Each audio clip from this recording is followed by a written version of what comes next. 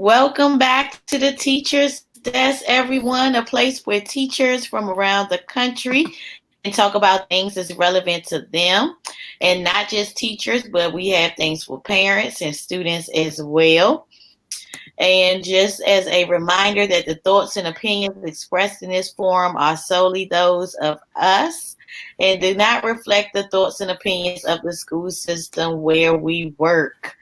So, hi, Lori. How are you this evening? I'm good. How are you? Oh, well, I should say. How are you doing? I'm doing well as well. I'm doing well. Good. Today we just going to get together and just chat a little bit about the change in governmental administration and what that means for education.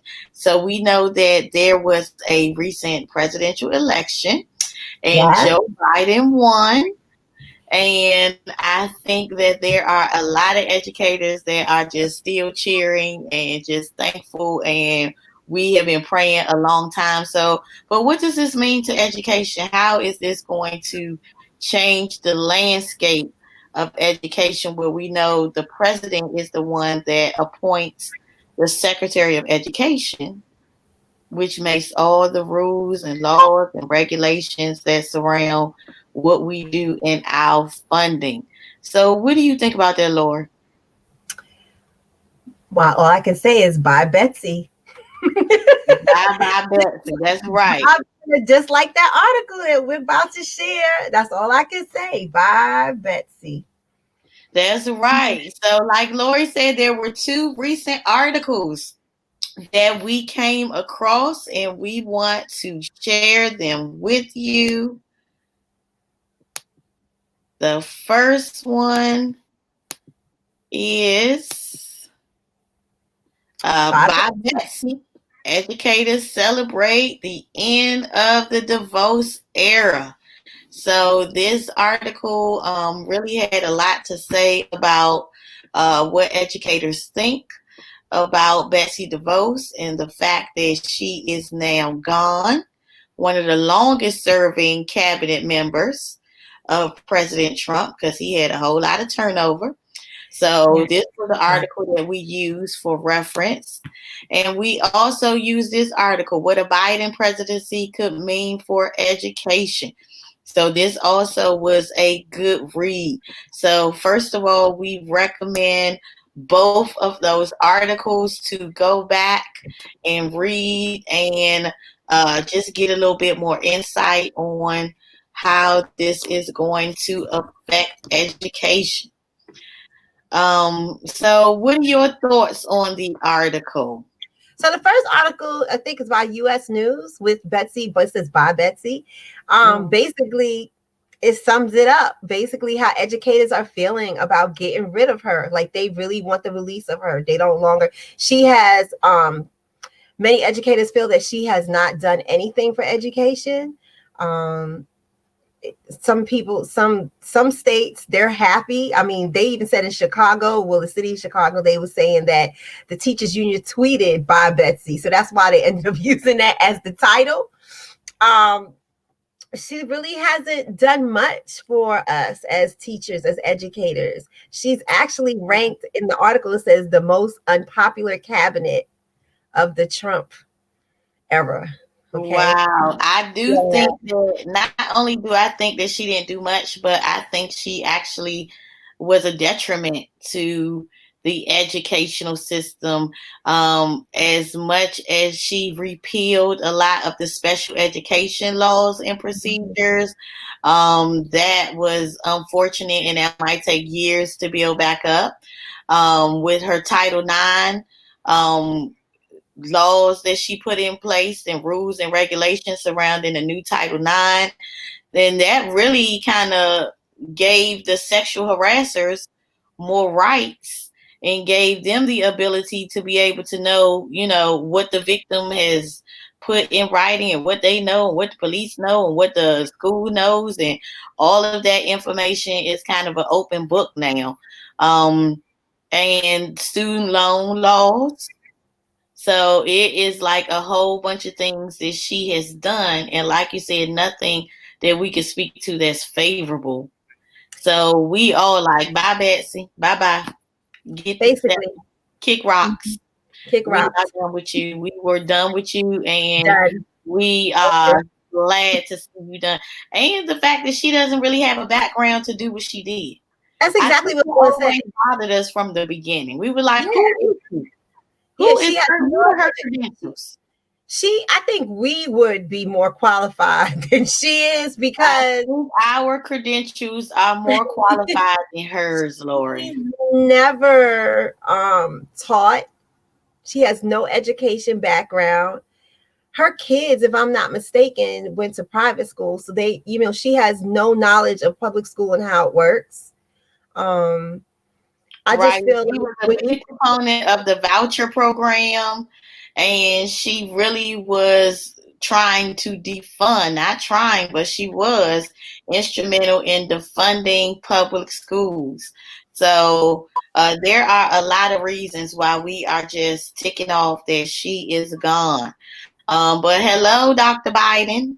yeah, Welcome. bye. Come on Like we in. said, bye. Come That's the on in. past. We're not gonna That's focus right. on the Come past. into the We're room gonna move because what is really going to be the key point of the Biden presidency is not Joe Biden, but it is his wife, Jill Biden, to and Dr. doctor. Biden with the education background, who is a teacher, who we expect, we pray that she puts in place that is her thrust when she is in there, because every first lady has a thrust, that her thrust is education, and that she makes moves and speaks on behalf of teachers in education. I'm looking forward to that.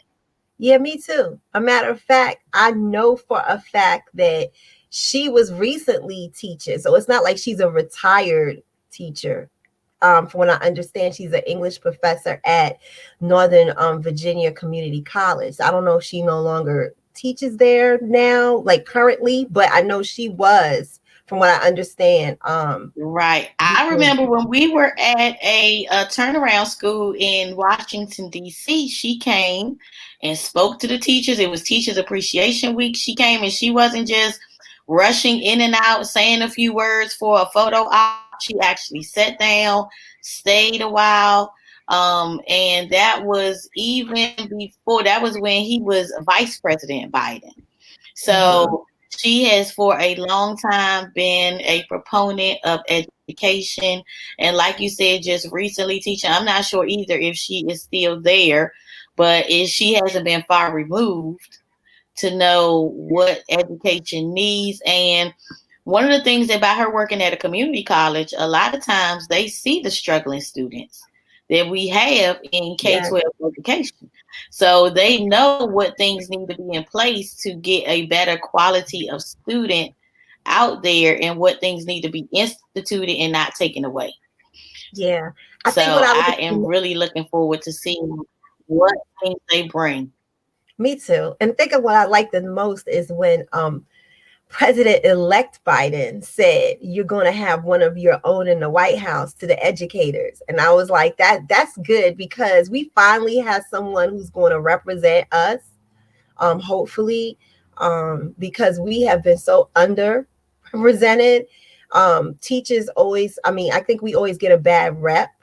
I've been looking in the news about certain things as far as even with we've been talking about the whole COVID and going back to school, but I've been looking at stuff with some states where teachers, the parents are saying the teachers are lazy, why they don't want to go back to school. You have teachers who really have underlying conditions and they don't want to go back to school, and you have parents saying, oh well, they don't want to go back because they're lazy, which is not the case, you know. So I'm glad that we have someone who's going to possibly fight for us, hopefully. I am glad too, and it's unfortunate that um it's really strange, because you remember in March when we went out all of a sudden, and we just had to do that quick turnaround, and the parents were, oh, we love the teachers and we're going to do everything we want to support the teachers from now on. And that quickly changed to all of a sudden these lazy teachers don't want to do anything but stay home, and they shouldn't be paid. So it's unfortunate that we haven't all been able to get on the same page as far as what needs to be done. Not something that we are just choosing to do, but what needs to be done to keep everybody safe. Um, it's unfortunate, but we do have parents that are supportive We have. and I just want to say that. Yeah, I wanted to mention that. that's We do. right. We have school systems that are doing the right thing, while we have some school systems that are back 5 days a week with kids. I don't understand how you can put your people in that danger, but we do have school systems that are making the decision to go virtual, to stay virtual, to go back virtual once they see it's not working, and just not try to keep it going to save face. So I'm hoping and confident and expectant that the Bidens are going to bring a breath of fresh air to education. But let's talk about I'm sorry, I was gonna say, let's talk about some of the things they plan on doing positive for us that we've read in that second article. Okay, well, what are some things that they said, Lori? The main thing that we all want to hear: the reopening of schools with safety because of COVID. That's the main thing. We all like that's right. I don't know, like, I really can't speak for every single teacher, but I'm gonna speak for myself, and then you can speak for yourself. But I mean, there's some benefits for me working from home, of course, right? But it is such a disadvantage for me. And maybe you can speak more on this because you are a science teacher. And I know I've taught science before, so I know how hands-on that is.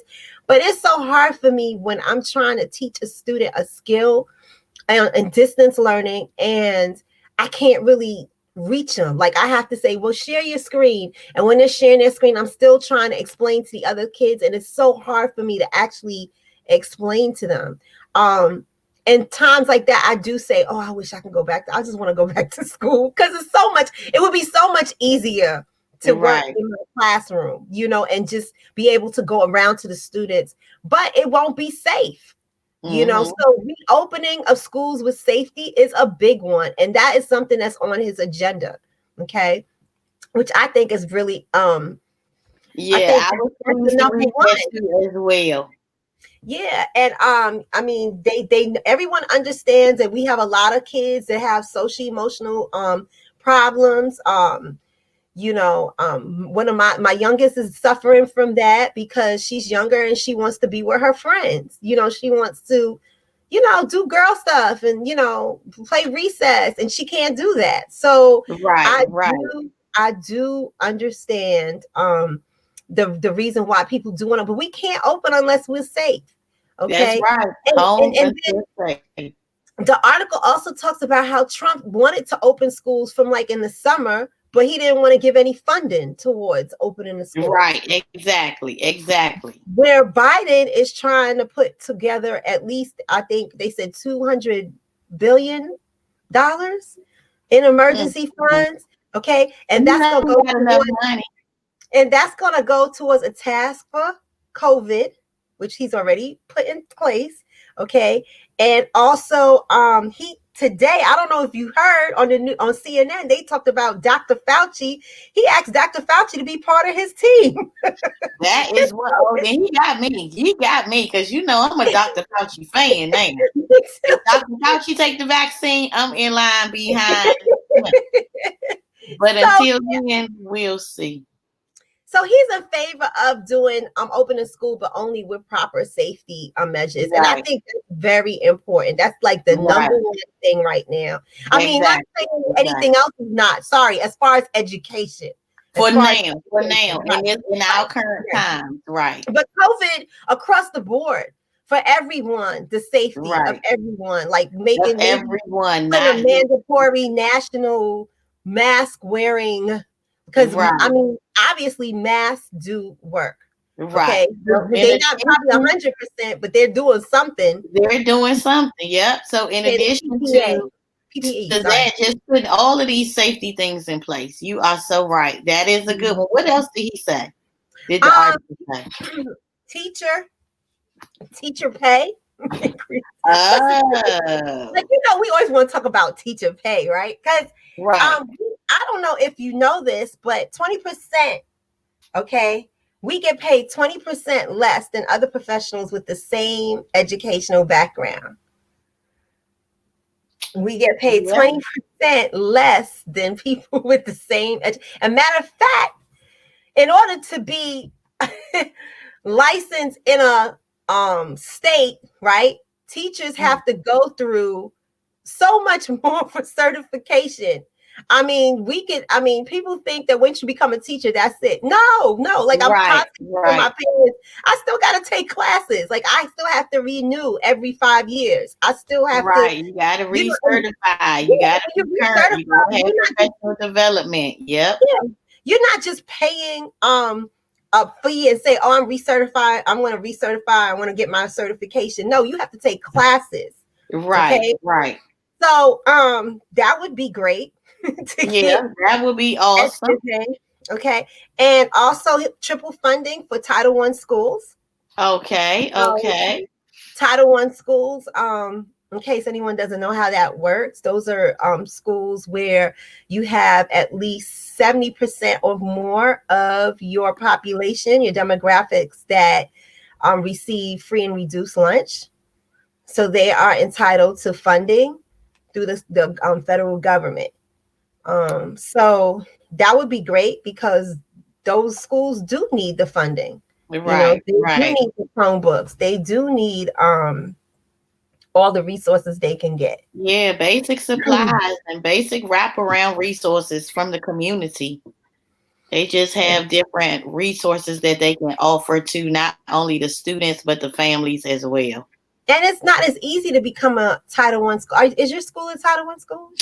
Do you I work at? am not in a Title One school. I Um, have worked in both Title One schools and non-Title One schools, and while they do get certain fundings, there are requirements that they have to do with those funds.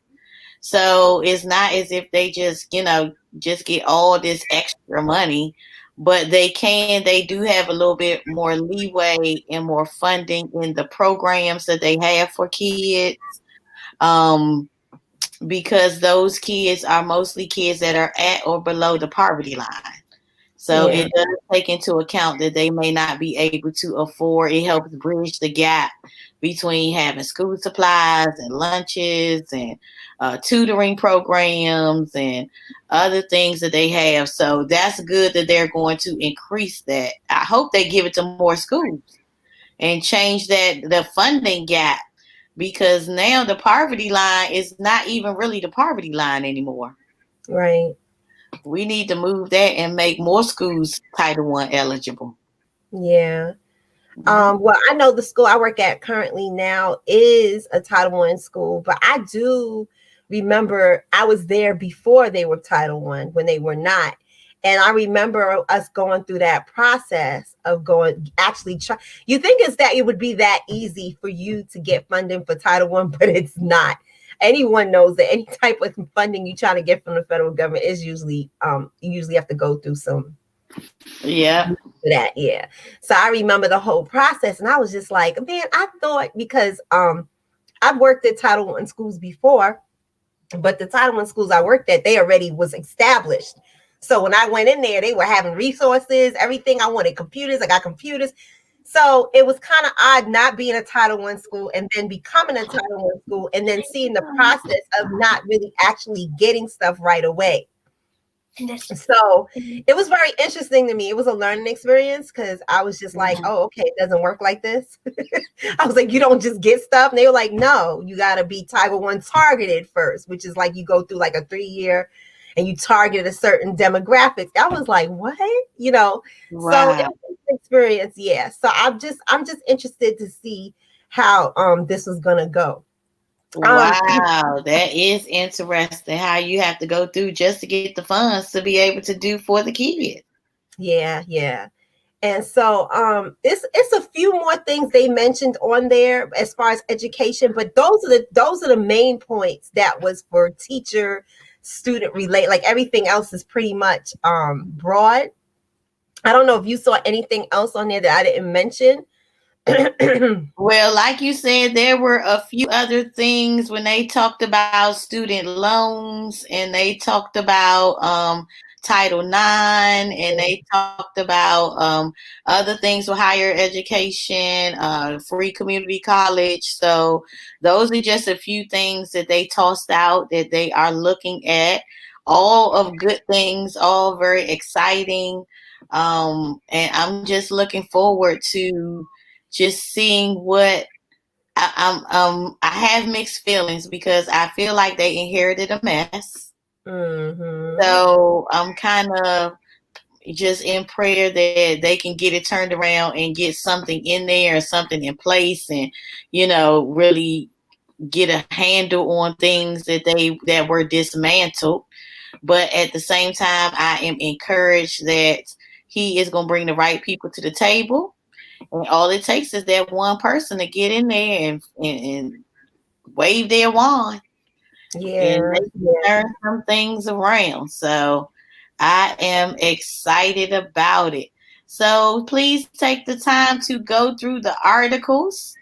Again, we have the article on Dr. Biden and President-elect Joe Biden and the changes and the ideas that their platform has for education. And then it was the article on Betsy DeVos and how educators feel about her departure with the Trump administration. Any final thoughts, Lori?